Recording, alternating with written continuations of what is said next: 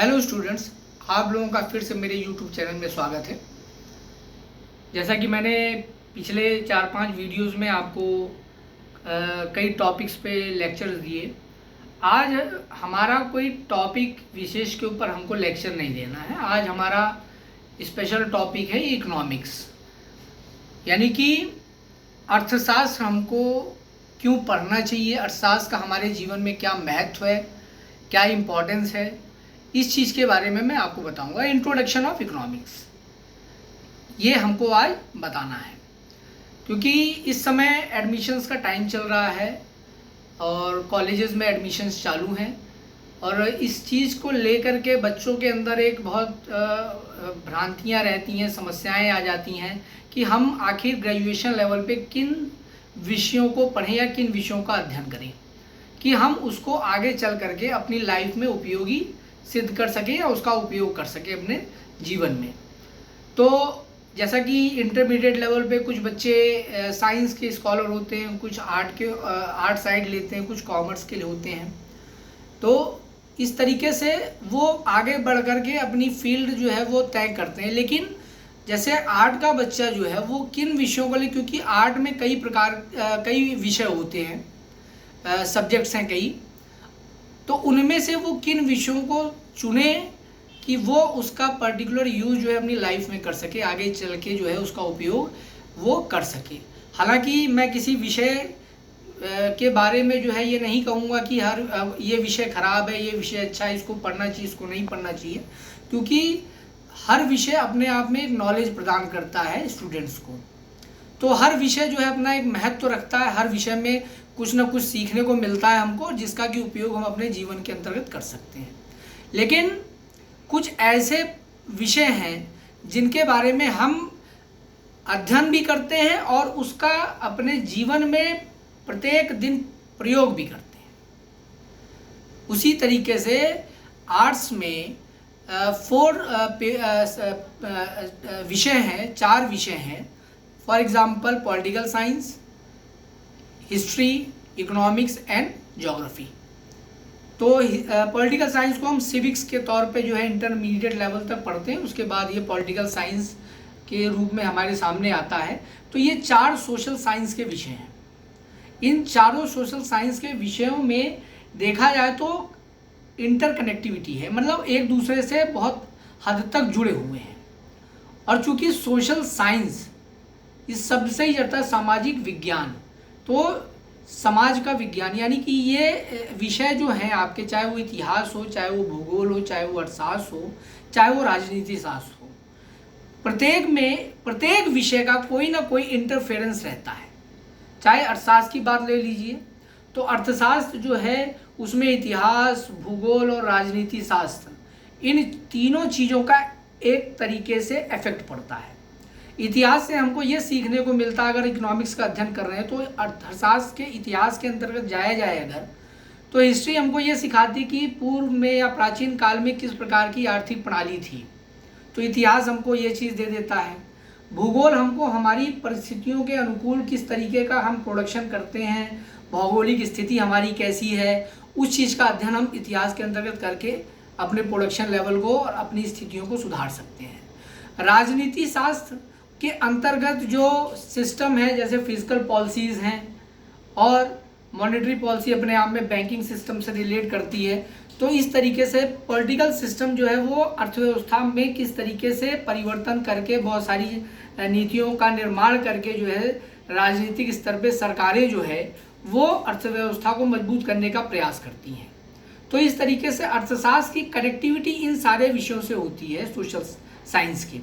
और इसी तरीके से इतिहास में भी देखा जाए तो अर्थशास्त्र यानी कि इतिहास भी पढ़ाता है कि इस राजा के समय में आर्थिक प्रणाली, आर्थिक संरचना इस तरीके की थी, राजनीतिक संरचना इस तरीके की थी, भौगोलिक स्थितियां इस समय इस तरीके की थी। तो इस तरीके से हर विषय जो है एक दूसरे से सामाजिक विषय के रूप में, ये जो 4 विषय हैं ये एक दूसरे से जुड़े हुए हैं। आज हम चूँकि हमारा जो विषय है वो इकोनॉमिक्स है और हम इकोनॉमिक्स की इम्पोर्टेंस के बारे में बताएंगे। इकोनॉमिक्स की इम्पोर्टेंस हमारी लाइफ में क्या है, हमको इकोनॉमिक्स क्यों पढ़ना चाहिए, और इकोनॉमिक्स पढ़ करके हम भविष्य में क्या क्या स्कोप्स हैं, क्या क्या हम कर सकते हैं। तो ये पर्टिकुलर इन चीज़ों पे हमको ध्यान देना है। इकोनॉमिक्स का अगर अध्ययन किया जाए, अर्थशास्त्र का, तो मैं थोड़ा आपको अध्यात्म में लेके चलूँ तो उसमें भी कहा गया है मनुष्य के 4 पुरुषार्थ होते हैं। वो कौन कौन से हैं? धर्म, अर्थ, काम और मोक्ष।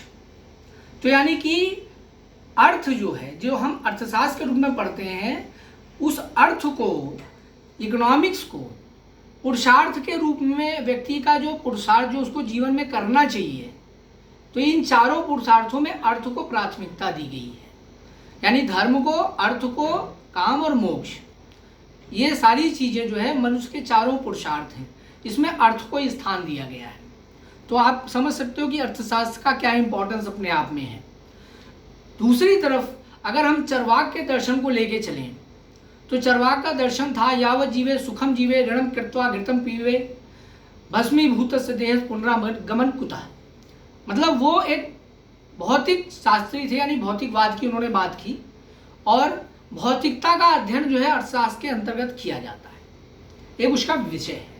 आखिर हम आर्थिक क्रियाएं क्यों करते हैं? अपनी आवश्यकताओं को संतुष्ट करने के लिए भौतिक वस्तुओं का निर्माण करते हैं। तो एक तरीके से जो चरवाक का दर्शन है वो ये कहता है कि यावत जीवे सुखम जीवे ऋणम कृत्वा घृतम पीवे, यानी कि जब तक जियो सुख से जियो, ऋण लेकर के भी घी का सेवन करो, क्योंकि भस्मीभूत से देह पुनरागमन कुतः। इस भस्मीभूत यानी इस जीवन का जो नाश होने वाला है, इसका पुनरागमन होगा कि नहीं होगा, इसको कोई नहीं जानता। तो उनका दर्शन जो ये नहीं कहता है कि आप ऋण लेकर के घी का सेवन करो। उनका एक ये कहने का तात्पर्य था कि व्यक्ति को आर्थिक रूप से पुरुषार्थ करना चाहिए, अपने अर्थ के लिए कोई ना कोई कार्य करना चाहिए, ताकि वो अपने जीवन यापन को सुचारू ढंग से संचालित कर सके। तो ये तो इम्पोर्टेंस थी, आध्यात्मिक रूप से भी इसको प्राथमिकता दी गई। लेकिन आजकल के जो वर्तमान युग की बात की जाए, आज के समय में क्या इम्पोर्टेंस है, अर्थशास्त्र क्यों पढ़ा जाता है और अर्थशास्त्र क्यों पढ़ा जाए, उसका क्या महत्व है, तो हम डेली अपने जीवन में इस चीज़ को देखते हैं कि हम मार्केट में जब जाते हैं तो हम कीमत को देखते हैं, मांग को देखते हैं, पूर्ति को देखते हैं। इसके साथ साथ जब हम बैंक में जाते हैं तो वहाँ पे हम इंटरेस्ट को देखते हैं, वहाँ पे हम डेबिट और क्रेडिट करते हैं, हम कर्ज की बात करते हैं, यानी कि हम लोन की बात करते हैं वहाँ पे। इसी तरीके से बैंकिंग संरचना के अंतर्गत इन चीज़ों का अध्ययन किया जाता है। फाइनेंशियल तौर पे जब हम जाते हैं तो बहुत सारी वित्त की संस्थाएं हैं। एग्रीकल्चर के अंतर्गत जाते हैं तो किन किन तकनीकों का उपयोग करके हम प्रोडक्शन के लेवल को बढ़ा सकते हैं। ये एक तरीके से आर्थिक विषय है, आर्थिक क्षेत्र है, जिसका अध्ययन जो है अर्थशास्त्र के अंतर्गत किया जाता है।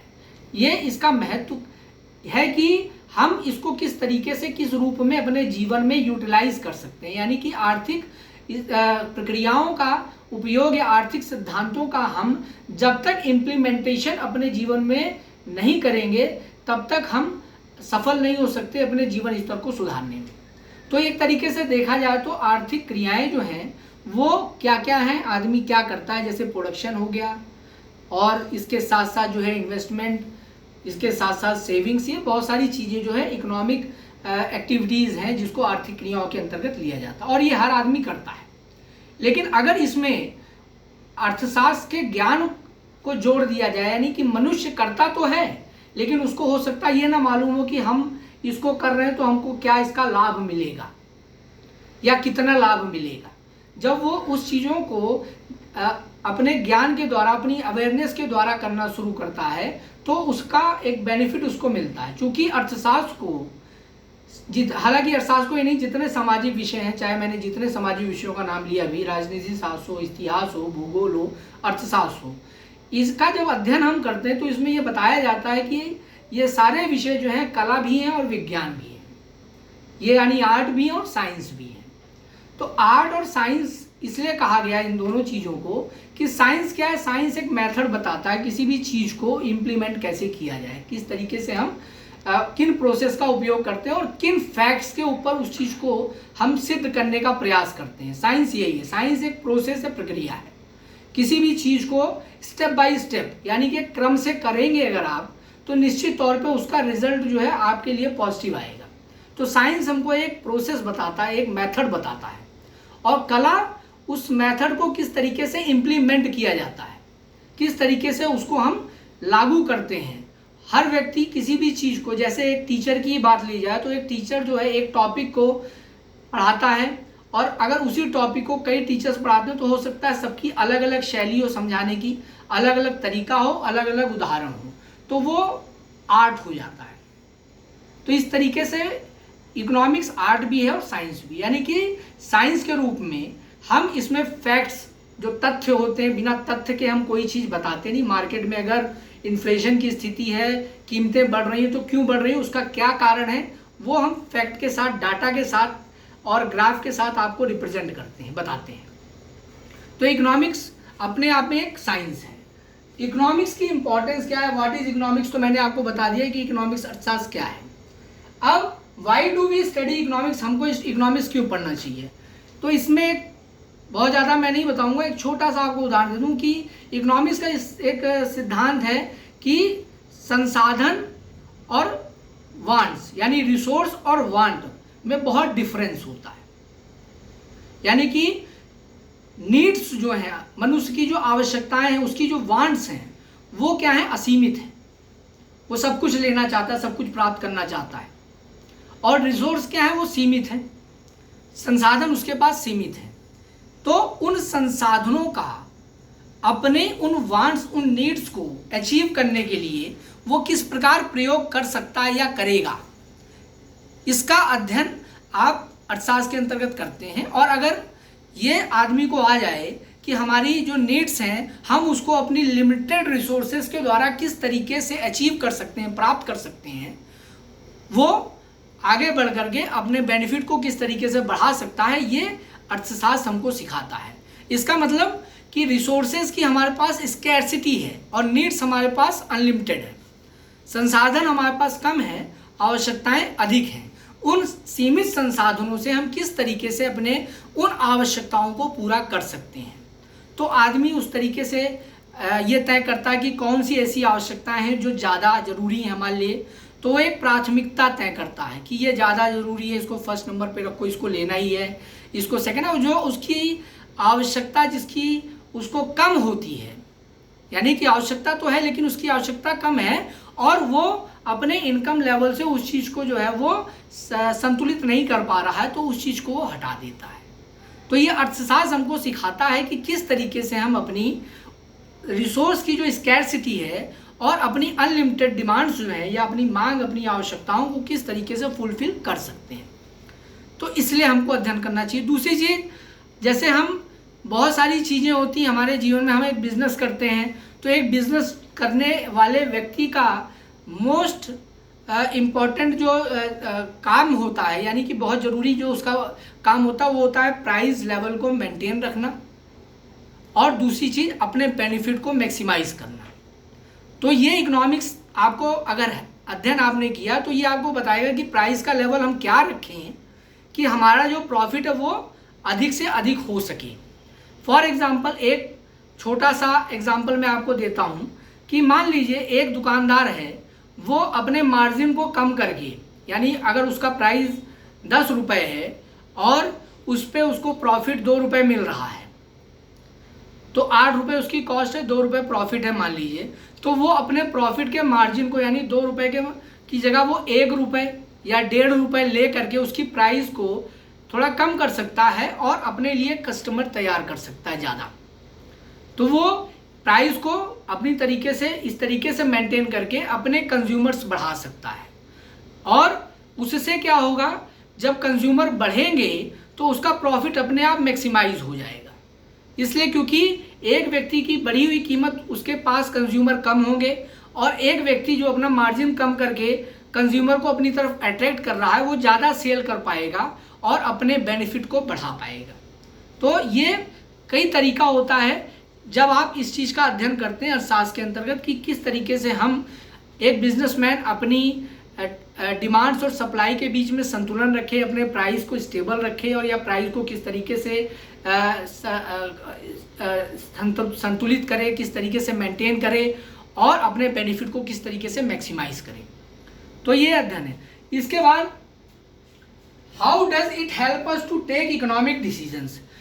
ये हमको इकोनॉमिक डिसीजंस लेने के लिए समय समय पे हमको अपने जीवन में बहुत सारे आर्थिक डिसीजंस लेने पड़ते हैं, उन आर्थिक डिसीजन को लेने के लिए हमारी मदद करता है कि हमको मार्केट में इन्वेस्ट कब करना चाहिए, किस इंटरेस्ट रेट पे करना चाहिए, हमको एसेट खरीदनी है तो कब खरीदनी है, किस रेट पे खरीदनी है, या मार्केट में जो रेट चल रहा है वो हमारी पॉकेट अलाउ कर रही कि नहीं कर रही है। तो इस तरीके से हम अन्य चीज़ों पे, यानी जो हम आर्थिक निर्णय लेते हैं अपने सोशल लाइफ में भी, अपनी इकोनॉमिकल लाइफ में भी, अपनी पॉलिटिकल लाइफ में भी, उसमें जो हम आर्थिक निर्णय लेते हैं उसमें अर्थशास्त्र हमारी बहुत हद तक मदद करता है। तीसरी चीज़ मैंने आपको बताई। अब इसके अंतर्गत why do we study economics, हमको इकोनॉमिक्स क्यों पढ़ना चाहिए, इसमें कई चीज़ें आ जाती हैं क्यों हमको इकोनॉमिक्स पढ़ना चाहिए। It will help you to understand the world in which you live, ये हमारी मदद करता है जिस संसार में हम रह रहे हैं उसको जानने में।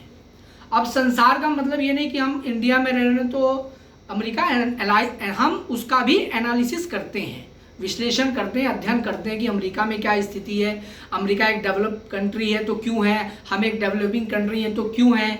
लेकिन हम अपने अगल बगल के संसार की भी बात करते हैं। हम जिस सोसाइटी में रह रहे हैं, हम जिस कॉलोनी में रह रहे हैं, हम जिस ज़िले में रह रहे हैं, हम जिस देश में रह रहे हैं, हम जिस प्रदेश में रह रहे हैं, वहाँ की इकोनॉमी को समझने के लिए अर्थशास्त्र हमको बहुत हद तक मदद करता है। यानी कि इसका अध्ययन हम कर सकते हैं कि हम किस सोसाइटी में रह रहे हैं और उस सोसाइटी का क्या इंटरेस्ट है, किन चीज़ों की रिक्वायरमेंट है सोसाइटी में और कैसे ये हम पूरी कर सकते हैं।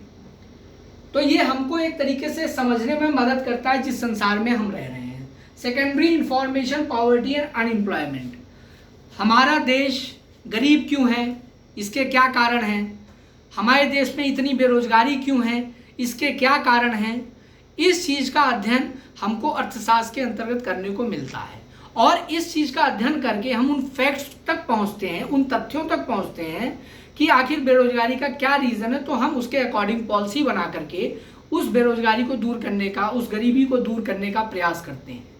तो फॉर एग्जाम्पल जैसे हम प्रत्येक 10 वर्ष में सेंसस करते हैं, जनगणना करते हैं, पॉपुलेशन सेंसस होता है।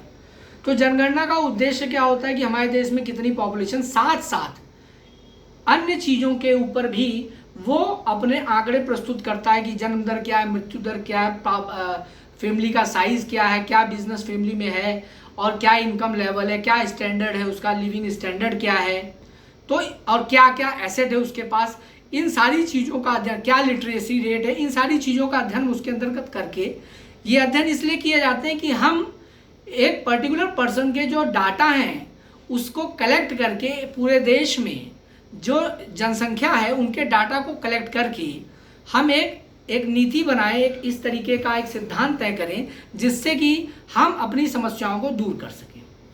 तो पॉवर्टी क्यों है, अनएम्प्लॉयमेंट क्यों है, इसको समझने में और इसको दूर करने में अर्थशास्त्र हमारी मदद करता है।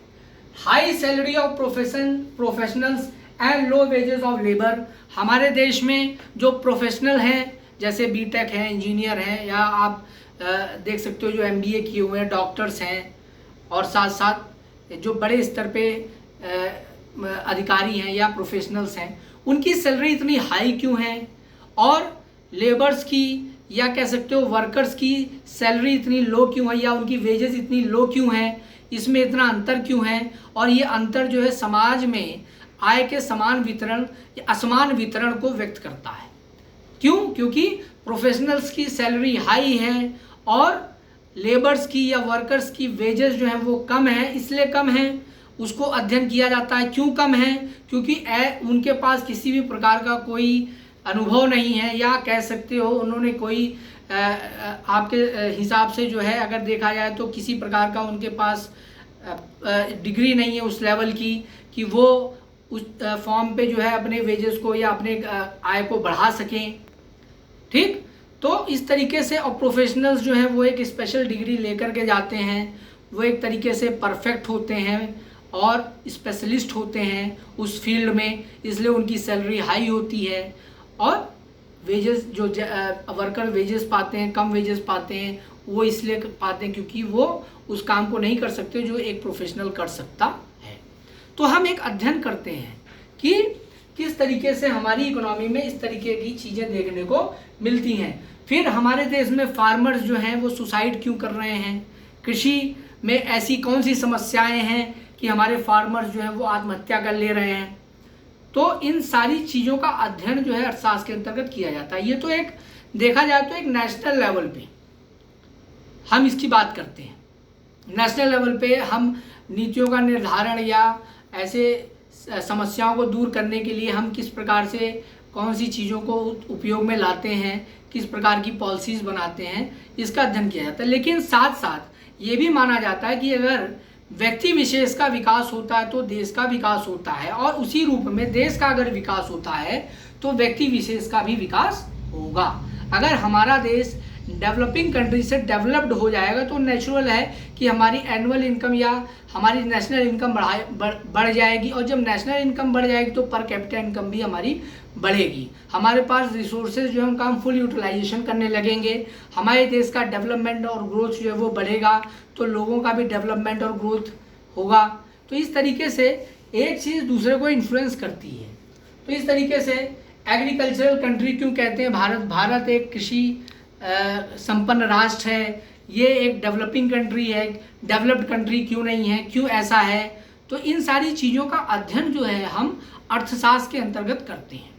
साथ साथ जो इकोनॉमिक पॉलिसीज़ होती हैं, आर्थिक नीतियाँ जो होती हैं, उन पॉलिसीज़ को समझने का कार्य भी हम कर सकते हैं जब हम अर्थशास्त्र विषय का अध्ययन स्पेसिफिक रूप में करेंगे कि आखिर मॉनेटरी पॉलिसी क्यों बनाई जाती है, फिजिकल पॉलिसी का अर्थव्यवस्था में क्या महत्व है, साथ साथ फॉरेन एक्सचेंज या फॉरेन इन्वेस्टमेंट किस रूप में हमारे लिए ज़रूरी है या क्यों उसकी ज़रूरत नहीं है, क्यों हम उसको महत्व नहीं देते हैं। और साथ साथ और भी जो पॉलिसीज़ बनाई जाती है, for example population policies, in policies को समझने में अर्थशास्त्र विषय का अध्ययन करना बहुत ज़रूरी है, और ये हमारे लाइफ स्टाइल को चेंज कर सकता है। अब लास्टली क्या स्कोप क्या है, अगर हम ये सारी चीज़ें पढ़ लेते हैं या अर्थशास्त्र विषय का अध्ययन करते हैं और हमको एक प्रॉपर ज्ञान हो जाता है कि अर्थशास्त्र के विषय के अंतर्गत हमने इन चीज़ों को सीखा, हमको ये ज्ञान प्राप्त हुआ, तो इसको हम फर्दर अपने लाइफ में किस तरीके से यूटिलाइज कर सकते हैं। तो ये ज़रूरी है जानना कि इन चीज़ों का जब हम अध्ययन करते हैं तो हमको एक जैसे नेशनल बजट बनता है तो व्यक्ति अपना पर्टिकुलर बजट भी बना सकता है कि हमारी इनकम इतनी है। जैसे देश का बजट तैयार होता है, देश अपने साल भर का बजट बनाता है, आदमी जो है वो हो सकता है हफ्ते का, महीने का, 10 दिन का, जिस हिसाब से उसकी सैलरी होती है अकॉर्डिंग टू देयर सैलरी वो अपना बजट बनाता है। तो हम एक बजट में भी उन नीतियों को फॉलो कर सकते हैं, क्योंकि सरकार भी जो है उन नीतियों को फॉलो करती है बजट में कि हम अपने बेनिफिट को या सामाजिक सोशल वेलफेयर को किस तरीके से बढ़ा सकते हैं। उसी तरीके से जो पर्टिकुलर बजट बनता है मनुष्य का, जो यानी एक आदमी जब अपना निजी बजट बनाता है तो वो वेलफेयर की जगह जो है अपने बेनिफिट के बारे में सोचता है, तो ये सोचता है कि हम अपने बेनिफिट को कैसे मैक्सिमाइज कर सकते हैं। फिर स्कोप्स क्या है कि मतलब अर्थशास्त्र विषय का अध्ययन करके आप जब बाहर निकलो तो आपको किन क्षेत्रों में रोजगार के साधन हैं। फॉर एग्जांपल जैसे आप बिजनेस सेक्टर में एक तो सेल्फ बिजनेस ही कर सकते हो, दूसरी चीज़ financial sector, banking sector, agricultural sector, industrial sector. इसके साथ साथ जो है आप अगर प्रशासनिक सेवा में जाना चाहो तो सांख्यिकी अधिकारी के रूप में आप उसमें भी जा सकते हो। तो इस तरीके से अगर देखा जाए तो अर्थशास्त्र अपने विषय के, आप जब अर्थशास्त्र विषय का अध्ययन करते हो तो अपने जीवन को भी विस्तार देते हो और अर्थव्यवस्था को भी विस्तार देते हो। क्योंकि एक व्यक्ति जब वो अर्थशास्त्र का अध्ययन करता है तो वो इस चीज़ को समझता है कि हम जो काम कर रहे हैं, आर्थिक क्रिया जो कर रहे हैं, उसका हमको भी लाभ मिले और हमारी इकोनॉमी में भी हमारा पार्टिसिपेंट बढ़े, हमारा योगदान हो। फॉर एग्जांपल जैसे टैक्सेस, तो एक व्यक्ति जब कमाता है तो वो टैक्स देता है, तो कर जब वो अदा करता है तो उससे देश का निर्माण होता है, यानी कि देश का विकास होता है, देश का डेवलपमेंट होता है, ग्रोथ बढ़ती है। तो ये बहुत सारी चीज़ें ऐसी हैं जिसको हम आर्थिक रूप से डेली करते हैं, दिनचर्या में करते हैं अपने। हम मार्केट में जब जाते हैं तो हम परचेस करते हैं कोई चीज़, तो हम उसकी कीमत पे ध्यान देते हैं। हम ये ध्यान देते हैं कि उसकी कीमत अगर कम है तो हमको कितना लेना चाहिए, अगर उसकी कीमत ज़्यादा है तो हमको कितना लेना चाहिए। तो बहुत सारी ऐसी स्थितियां आती हैं जिसमें हम अर्थशास्त्र विषय का अध्ययन करके अपने जीवन को, अपने जीवन स्तर को और अपने देश की आवश्यकताओं के हिसाब से हम डेवलपमेंट को बढ़ा सकते हैं। That's all. ये मेरा आज जो लेक्चर था वो इकोनॉमिक्स विषय के ऊपर था, जिसके बारे में मैंने आपको बताया। तो इकोनॉमी एक बहुत अच्छा विषय है। इकोनॉमिक्स का अध्ययन करके आप आगे बढ़ सकते हो और अपने जीवन में भी परिवर्तन कर सकते हो। इकोनॉमिक बहुत आसान और इजी है, क्योंकि ये एक तरीके से आपकी प्रैक्टिकल लाइफ से रिलेट करता है, जुड़ा हुआ है। आप जो जो पढ़ते हो उस चीज़ को अप्लाई कर सकते हो अपने जीवन में।